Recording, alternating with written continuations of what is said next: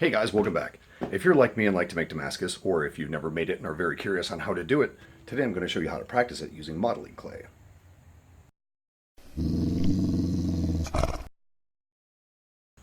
So I've got my modeling clay here. All I'm going to do is prepare it by chopping it up into flat pieces that we could then layer up as if we were making Damascus. If you want to practice a pattern from beginning to end using the proper layer count for what you're going to use in real life, you can do this in clay. So if you want to start with, say, 11 flat plates, you can start with 11 pieces of clay and then fold it over and manipulate it to see what your pattern's going to look like. Here I'm just going to use a little bit of each one of these. One of the many nice things about this is it doesn't require any heat, it doesn't require any excess energy, but we can use the same tools that we're going to use with real Damascus. So I'm actually going to take my hammer,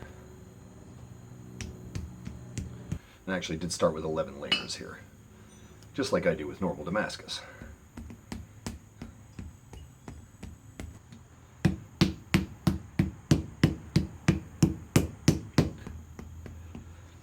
So now that we have this, let's fold over.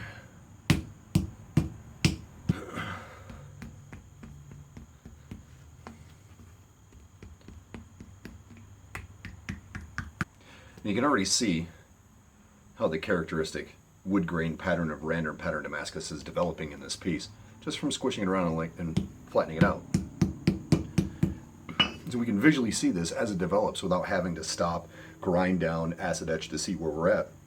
If you want to preview your pattern step by step, we can see it right here very, very plainly.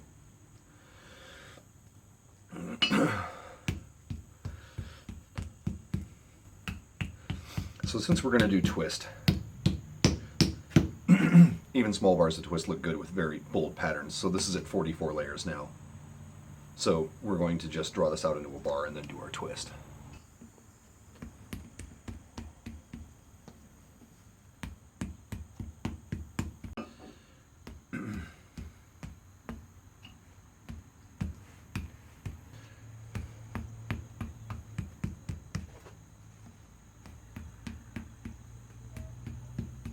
Okay, since we're going to do a twist, this is about where we're going to stop.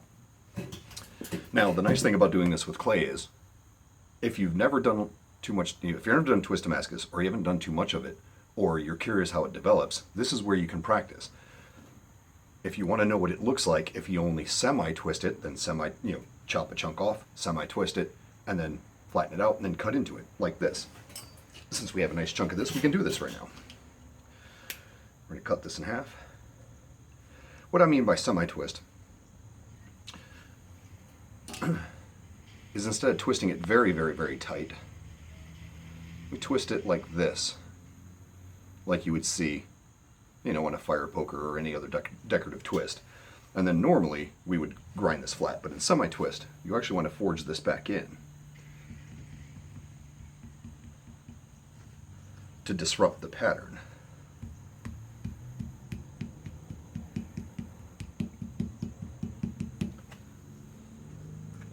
Kind of make it into a knife billet, for example. You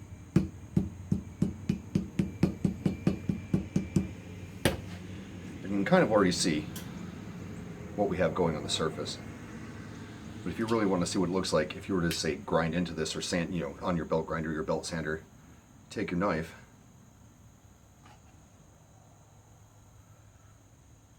start slicing into it, and you can see how the pattern changes. The more you cut into it, the more different patterns you're going to see. The more that pattern is going to change, the more disruptions are going to be revealed.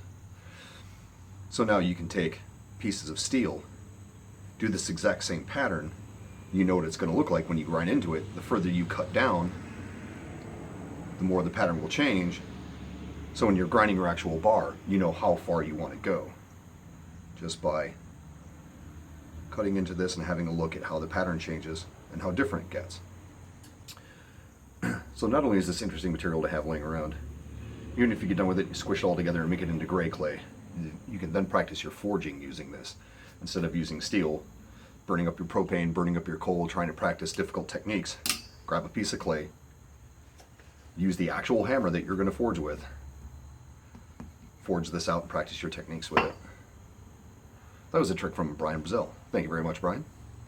Now, if you're going to do traditional twist Damascus, you want to twist it really, really, really tight, like all thread tight, you know, like threads on a bolt. Oops, start ripping it there. Like this tight. Really, really, really, really, really tight.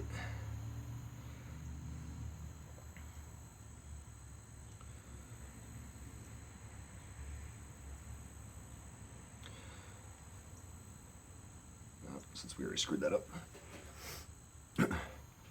Now at this point, with twist Damascus, many people would be tempted to then take this bar and then forge it out into blade stock. That's exactly what you do not want to do.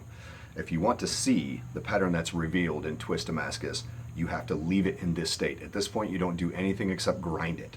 A note about style and technique very quickly. If you're going to do tight twist Damascus, it's better to round the bar off and then twist it. You also have less of a tendency for the bar to rip like it does, like it did right here, if you round your edges off first. So what you would want to do is just grind into this piece, if this was steel, instead of forging it. You don't want to do that at all, you disrupt the pattern. The point of twist Damascus is if you cut into it, what we're going to do here, or sand into it just enough, you should see stars, big, beautiful, four-pointed stars. If you don't go far enough, you won't see the stars. If you go too far, you'll pass them. So how far is the right distance? How far into this bar do we want to go? Typically, it's about 30% to each side. So if you're going to make a square bar that you want to see stars in, especially if you're going to use it in mosaic, or not mosaic, but multi-bar Damascus, where you use quite a few of them, you want to start with a very big bar. In real life, I would start with a bar about the size, like 5/8 of an inch, maybe even a little bit bigger, because by the time you cut down into it, it's going to get much smaller. So instead of just trying to go 1/3 of the way through it right now and peel it off to see the stars, let's work our way through a little bit so we can see how this pattern develops. So we take the first initial slice. You can see how it's just got twists in it. You start getting a little bit of swirls and stuff like you did with the semi-twist pattern.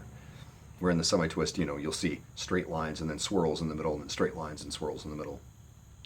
With this, once we get far enough, we should start seeing stars. For right now, we're just going to take a look at how this pattern develops. The deeper we go, a little bit more, a little bit more. You can see how this gets bolder. You get nice bright striations in here. Bright, I mean bold, you know. Very strong looking, very easy to see. Here we get some more. See, there's a star right there. There's the beginnings of a star right there. So this is what we're looking for. We'll want to see nice, big, bold, beautiful stars all the way through here.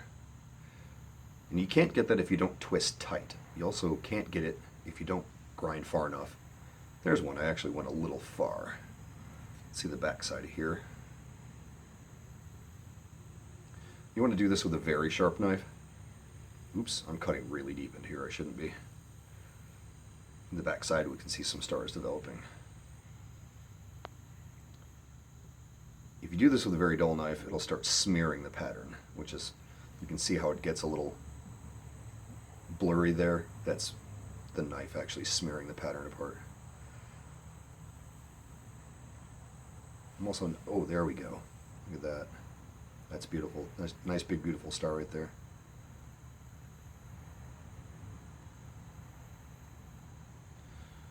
I'm trying to take as thin a slice as I can at a time, but I'm not doing a very good job. This knife is not the sharpest knife in the drawer, so sometimes it cuts a little too deep. But instead of having to burn abrasives and tear up really expensive 2x72 belts, grinding into a real bar of Damascus that we're slowly destroying just to see what this looks like, we can do this with clay. And we can do this over and over and over again. Even if I take this piece that's black and white, smush it all down into a lumpy gray clay, I can then mix that gray clay with blue or brown or yellow or some other color so it makes a contrast. It's a very cheap way to practice. So right now I'm just cutting through to show you what it looks like as it develops and how much the pattern changes.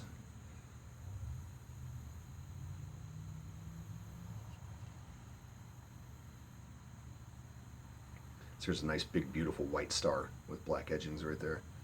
Nice big black stars. And they will alternate photonegatively back and forth, black stars, white stars, black stars, white stars, throughout the pattern. And you can see now we've gone a little too far. They're starting to spread out into big blobs, and we'll get to the point where we don't see stars anymore. We'll just see, you know, random patterns and stripes and things like that once you pass it. So that's the other thing, is once you see the stars develop, if you get them evenly, you want to stop at that point. As you see that star right there, when I cut down, bloop, it's gone. And this is the point where we're not going to see them anymore. We're just going to start getting these big pieces there. But we can flip over to the other side.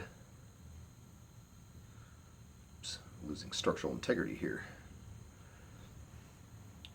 You can lay this down, make it easier.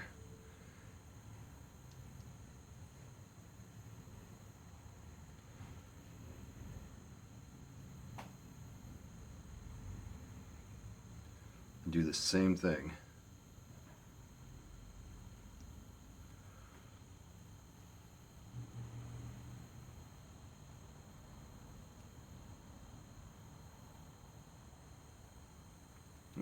I'm really just smearing it more than anything else right now. Nice big beautiful star there. But you get the idea. That's the point. We can do this in any number of patterns. You can practice your ladder patterns. If you want to make a straight bar, manipulate it, start cutting the ends off and stack it all up like mosaic Damascus, you can practice that. You can practice any patterns you can possibly do in steel. You can do it in clay. Just like you can sit down with a whiteboard and kind of figure out where your patterns are going to go. At that point, you know, you can kind of draw it out, figure it out, and you're getting a pretty good idea. But this way will actually show you physically exactly what it's going to look like when you go through the process.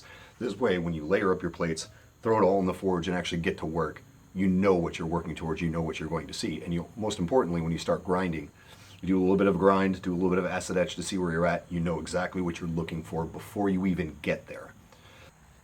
Okay, so that's my quick tip on practicing Damascus using modeling clay.